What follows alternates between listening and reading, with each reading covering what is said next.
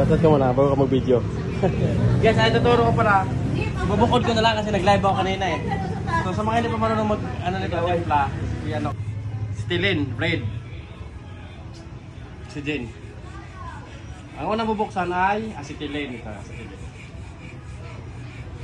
Ito guys, tinuro lang din sa akin to nung sa teacher namin. So, bihira lang ako gumagamit ng ganito. Bihira lang kami kasi hindi naman talaga to baklas kami. Bihira lang kami sa malaki.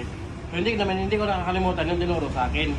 So, ano naman siya, effective naman. Iwan ko na sa inyo kung anong discarte nyo. Basta ganito yung tinuro sa akin eh. Ang unang bubuksan ito, acetylen. Gas. Kulay red yung hose. Buksan mo lang siya.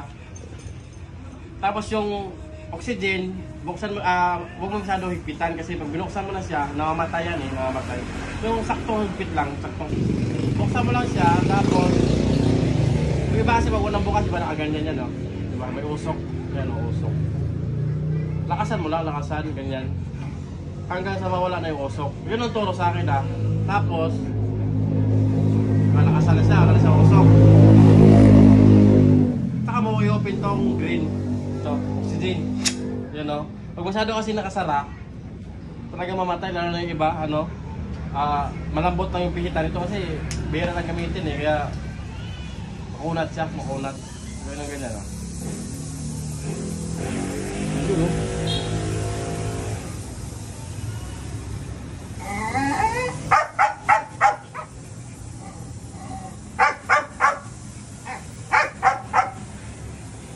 Yan. Tapos,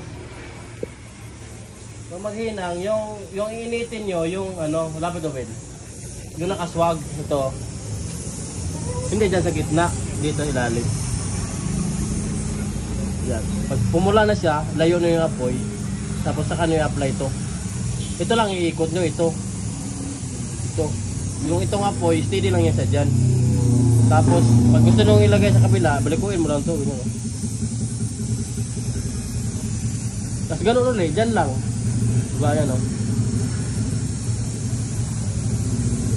Ganyan na, nag-penetrate na yan sa loob.